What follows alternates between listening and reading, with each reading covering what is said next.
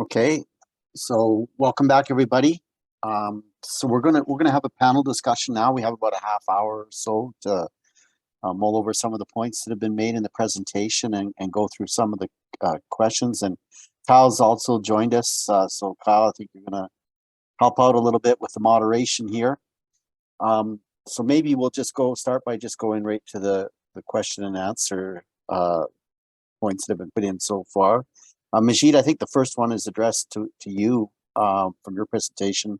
Shouldn't 100% be with traditional Aboriginal practices rather than non-human, as you said in your reference state? Yeah, thanks. Great question. I think we are basically talking about the same thing. It's just the way that we calculate the reference condition is that we remove the human footprint, we go to the natural condition. And because we use the model that has been developed based on the current data that we collect, basically we try to predict what we had before. We have no idea exactly what was before. We just predict what we had before. But because of that, for that, we need to basically remove the human footprint, not just the human, just anything that is not natural, we remove from the landscape, and then we do our prediction. So if we would have had a better idea about what species or what combination of biodiversity would be on the Aboriginal land that basically can be used as a reference condition, our life was much easier, basically. But because we don't have, and we are dealing with several hundred of species here, we need to basically create some sort of information about the reference condition. So basically we are talking about the same things, but this is just an approach that we took to somehow simulate the reference condition. Okay, thanks. Thanks for that, Majid. The next question is by Alan Brandon, and Alan is wondering what is the importance of soil associations and series as described in paleological analysis in the analysis of biodiversity. I don't know who wants to tackle that one. Majid, do you want to take a shot at that to start? Yeah, I can shortly explain as far as I can. So the idea here, basically, probably he's talking about one of the graph that I show with the native land cover from the rangeland ecosite. So the idea basically is that the vegetation communities are linked to the ecosite, rangeland ecosite, which is in the GBI, for example, is based on the soil type. So that's why basically we use that to highlight to predict the relative abundance of species, basically, and that can be basically quite relevant in terms of the many taxa. Like, look, if you look at the plant, basically soil has a direct influence on many taxa, and then if we have the vegetation there, then after the vegetation we have birds and mammals and other taxonomic group as well. So that was basically the idea. If we would have had a much finer resolution information about biodiversity, we could just take other approaches we are collecting right now, LiDAR data for the entire province. We are looking at the detailed habitat mapping for the province, but we don't have those detailed habitat map yet that basically we can go one step further, and then we can set a different base or a finer resolution base for our biodiversity model, if that question was directed to me. So as far as I can answer. Thanks for that. Kyle, do you want to take the next one? Yeah, Tim, I think my questions are going a little slowly here. Should be the one on COP15. Do you see that one? I don't. Oh, okay, well, maybe I'll do it then. Okay, so the next question is, how will COP15's 30 by 30 objective affect agriculture in Canada? Can the agriculture sector contribute to Canada's efforts to protect 30% of natural land water by 2030? Last question was for Majid. Is there an explicit goal of increasing connectivity in the 30 by 30 goal? So that sounds up your alley, Majid. Well, I can answer the one that is directed to me again. Like, I'm not expert in the COP, and I haven't really carefully read that. But I think in the goal A, in one of the target, there is information about the connectivity of the land and the water, I guess. And so, but even if there is, it's not a matter of the word, of course. It's just when you protect the land, you try to improve the connectivity. But always the question is that where, basically, and that's what we did with the connectivity assessment, and that can come through the scenario analysis. I know some of the provinces are thinking of prioritizing the areas that can support the connectivity within the agricultural land. I heard from Alberta government basically that they have some plan and so on. So, and through Nature Conservancy, Bird Canada and so on, as Jan mentioned very well, there are a lot of effort going in that way, basically. So I think the connectivity is there, but even if it's not directly highlighted there, I think that 30% target, or the target that we have, can definitely help with the connectivity. And maybe if I can add something regarding COP15 and 30 for 30 and all these international agreements, and I think Ian did a really good job of identifying and talking about there's, potential species that are going to do fantastic in agricultural systems and some that might not. And again, when we're thinking of 30 for 30, we're thinking about, just using some fundamentals, right? We need to protect habitat to protect species. And we're not actually getting to that level where when we're thinking about, how adaptable, how flexible are these species? What species are we actually prioritizing through some of these plans and strategies?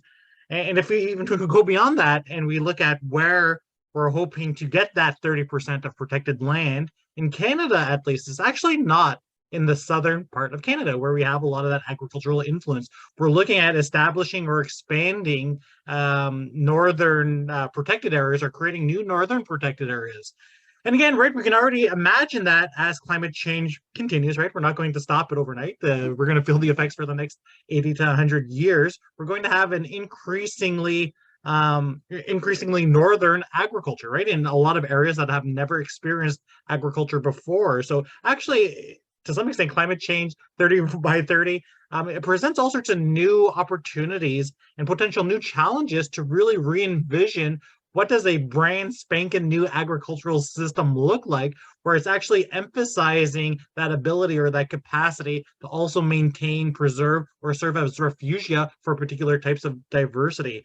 So again, I'm very pessimistic, right? I think, oh my God, we always tend to prioritize economic well-being over ecological well-being. But I think as we start to progress and we understand and we start to utilize a lot more of these tools and potential metrics like Ian was describing, that we can actually start to, take some of those externalities, take some of those things that we're trying to mitigate in agriculture and really transform our procedures, our processes, and how we work on the land to make sure that we're emphasizing certain either key indicator species, or key ecological functions, and actually evaluate the quality of farm goods, farm products coming from those areas based with some of these ecological variables.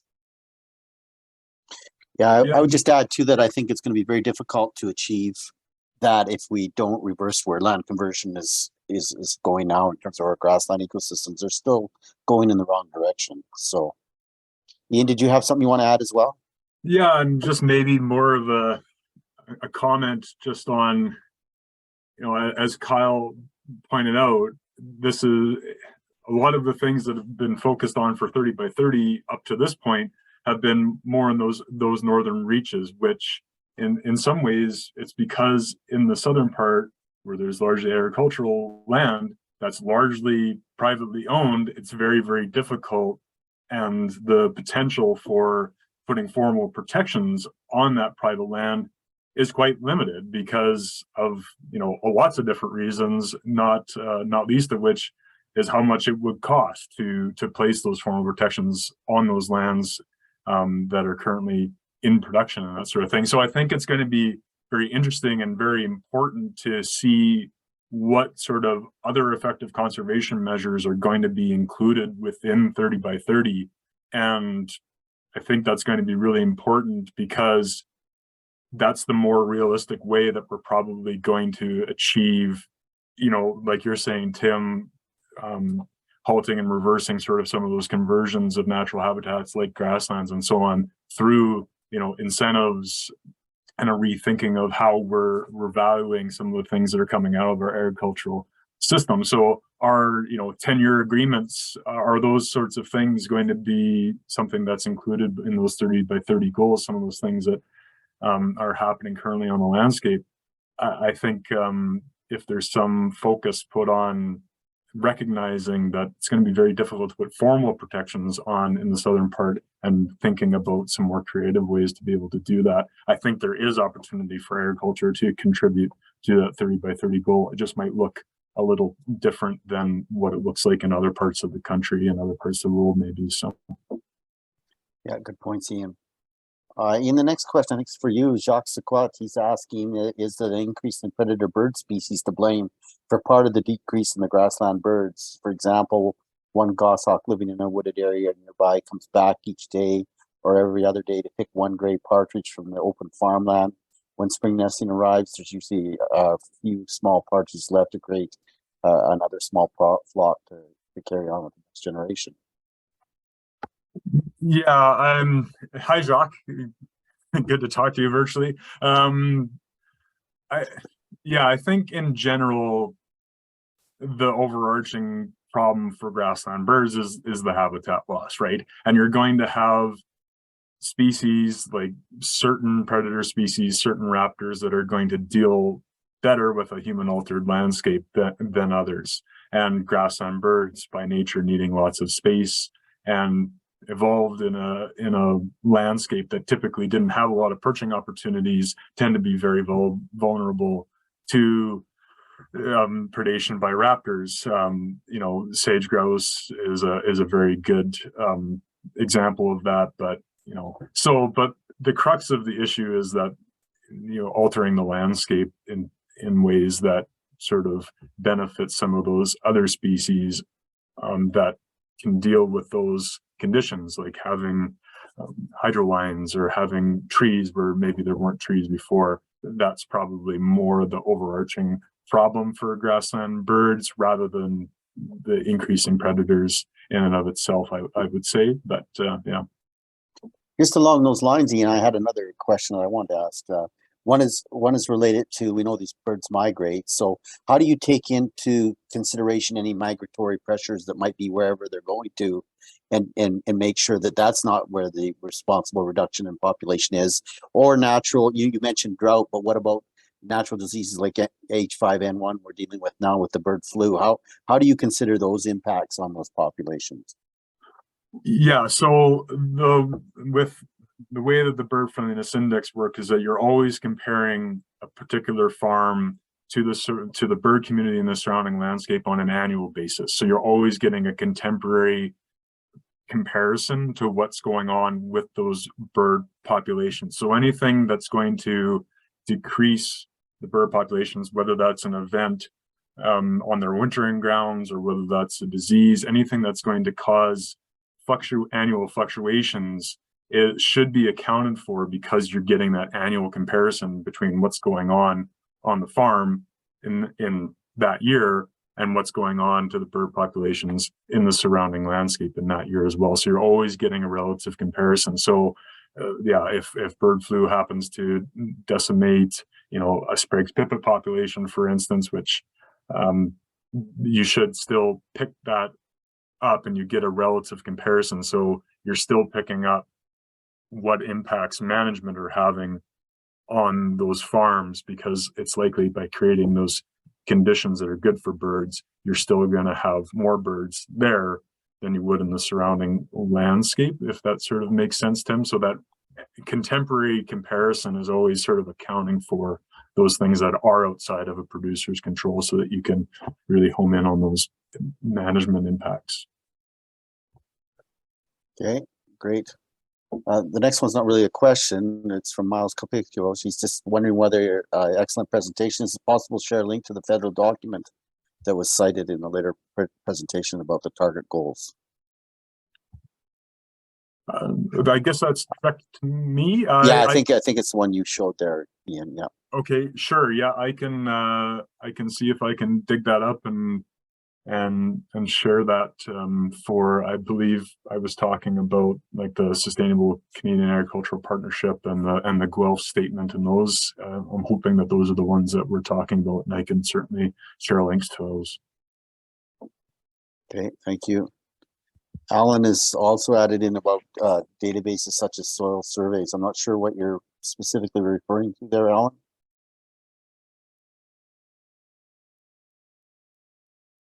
You mean extrapolating from soil survey to estimating biodiversity? I'm not sure. I don't know if you can turn your mic on and provide additional information, or maybe not. Ian, I have another question for you. I'm just wondering, you know, we hear a lot about citizen science, and there's a lot of birders out there collecting data. And are you guys using that information? Do you see that as increasing the robustness of your databases going into the future, or how do you see integrating that into some of the approaches that you're taking? Yeah, for sure. So citizen science is a really important part of a lot of things that we do here at Birds Canada, and that's including our work here at the bird on the prairies and with our work on the bird friendliness index. So we need to represent birds in the surrounding landscape, and it's likely that North American breeding bird surveys are going to form a fundamental portion of representing those birds in across the landscape. So the North American Breeding Bird Survey is a citizen science program that's been running for many decades, where citizen scientists go out and run routes every spring and document and count the birds that they see on a standardized protocol. So yes, all of that information that's collected through citizen science is very important and allows us to scale some of these things that just wouldn't be possible to collect all that information by professionals. However, there is an opportunity to supplement the BBS or the breeding bird survey data with monitoring across the landscape as well. But so speaking more generally, citizen science lets us do a lot of things, and there's a time and place for it. And certainly within this context, the breeding bird survey data is going to form sort of a foundational portion of that, likely. Do you ground truth some of that information, and do you rank birders on their birding ability as well, in terms of the degree that you can trust their identification in that? So we're starting to get out of my depth a little bit on the stat side of things, but the North American Breeding Bird Survey sort of is managed in part by Birds Canada and the Canadian Wildlife Service, Environment Canada, and the U.S. Geological Survey in the States. So they certainly have ways of accounting for and taking all of that data in aggregate and making sure that it is accurate and so on. And there are, I believe, requirements for a person to run a route 2 years in a row before that data is incorporated within the breeding bird survey and all that sort of thing, to ensure accuracy and consistency and all that sort of thing. So yes, there are methods to be able to do that. I'm not fully aware of all of those, but yeah. Okay, thanks. Kyle, did you have a point? Do you want to take the next question too? Well, I was just going to follow up on the breeding bird surveys, and I think they're even more useful than we actually think, right? So even as a pollinator biologist, we're starting to sample at these same breeding bird survey sites to start to compare pollinator diversity to bird diversity, and then kind of do some generic landscape matrix modeling, just to kind of understand what are those components in the landscape that are driving certain diversities, right? Certain abundances of certain species, to kind of better understand whether there are indicators that are responding to those same challenges or those same pressures on the environment. Again, to start to characterize what are those things that we absolutely need to preserve and conserve in the landscape. So increasingly, we're seeing a lot of these citizen science data that might be utilized in, or that might be really common in other taxa, being brought over into different fields to really start to utilize all that historic data that the breeding bird surveys have to potentially inform something like insect conservation.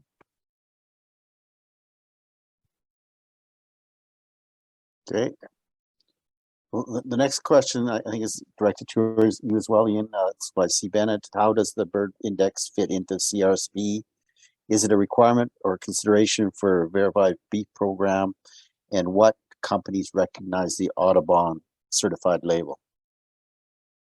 Okay, so the bird friendliness index is simply an option for Canadian Roundtable for sustainable beef producers to get the surveys needed to generate a bird friendliness index done on their property that acts as a portion of the requirement for biodiversity within the Canadian Roundtable for Sustainable Beef certification. So there's no requirement to reach a certain bird friendliness index score or anything like that. It's simply producers have that option to have bird surveys done on their land to fulfill part of their biodiversity component of their certification. And then with the idea being that the bird friendliness index could also serve as an engagement tool within that CRSB framework for producers and CRSB to sort of communicate some impact. So that's the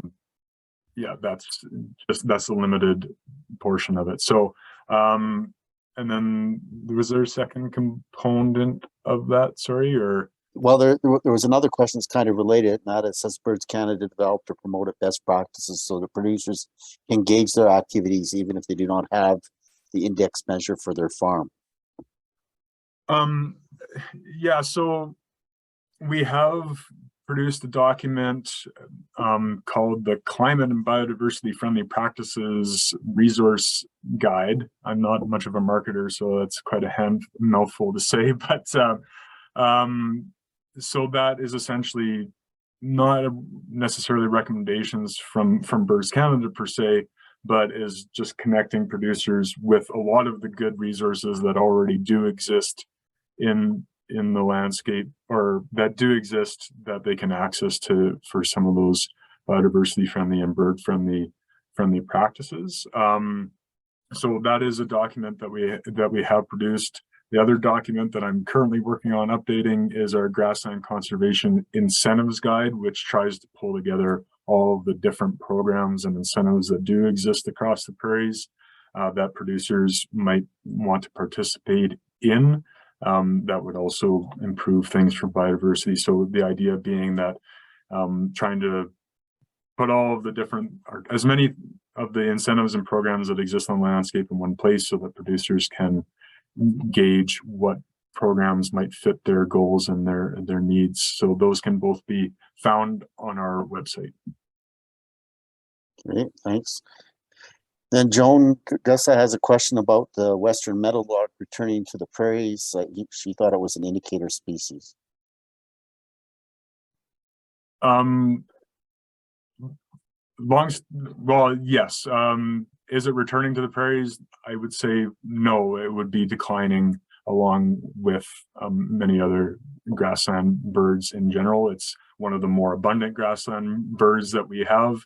On any given point count, you might have many western meadowlarks, but like most grassland birds, I would, without checking, I would give a really good educated guess that the western meadowlark is declining across the Canadian prairies. Okay, thank you. And Majid, I think Alan's provided a little more information on his reference to the soil types and that. And so he's asking whether or not are this with the soil survey maps, are they linked through to vegetation surveys related to habitat? Well, if it's again like for what I presented, basically, ABMI has around 1,600 sites across the province of Alberta. For each site, we have a central 1 hectare plot. Within the plot, we have different eco sites that is linked to vegetation and habitat and soil. And for each of those eco site or microhabitat, basically, we monitor vegetation, including plants, bryophytes, and so on.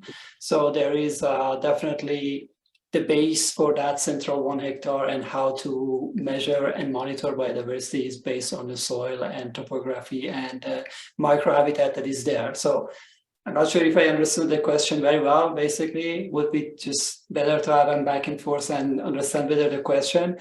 But whatever we do basically in our monitoring program, yes, we do monitor, we do map first all the details in central 1 hectare, and then we go from there for vegetation and habitat monitoring. Okay, thanks for that. So I think we've been through all the questions. I don't see any more in the system. Melissa, I think you were typing an answer to Ian's about the CRSB and verified beef. I don't know if you can activate your microphone, whether you want to say something directly about that or not. No, it's not important. I was just reiterate that it is not a requirement of the verified beef production program, Good. but you do get asked about biodiversity and things like that on your operation during an audit. So it would be good to mention if you choose to be a part of it. Yeah, no, that's definitely, that's one of the challenges we also had, like with our work with the Livestock Environmental Agricultural Partnership, is it's very important that you describe the scale in terms of which you're measuring biodiversity, whether it be, at a country scale, a regional scale, a watershed scale, a farm scale. Your conclusions can be quite different depending upon the scale that you're looking at it as well. So any other questions anybody wants to put in? I don't see any new ones arising. Tim, can I mention something about the connectivity? Certainly, Majid. So Please you go asked ahead. about, yeah, go ahead. Sorry. You asked about the connectivity. I recently did a little bit example. I attended a talk that was about the cropping on the top hills and in area that is temporarily flooded in agricultural land. And then immediately after that talk, I was struggling with myself about what Henry explained 2 days ago about the multifunctional landscape, basically. So I decided to run landscape modeling, connectivity modeling, by removing the top hills and also the temporary flooded depression within a parcel of land.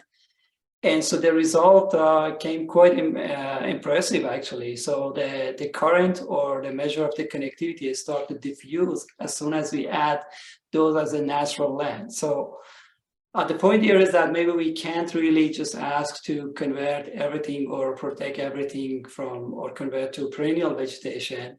But there are certain areas within agricultural land that basically are now kept as a cultivated land because it's easy to manage the land in terms of cultivation practices.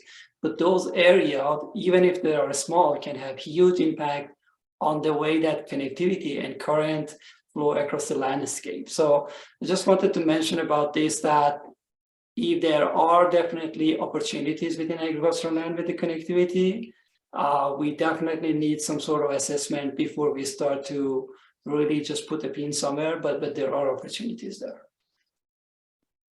Okay, thanks for that, Majid. So I think we're pretty much on time in terms of the scheduling and everything. I want to thank Majid, Sarah, and Ian for the excellent presentations they delivered in the session, and also want to thank the organizing committee for giving me the opportunity to chair and learn a lot from the presenters and the information they shared with us today.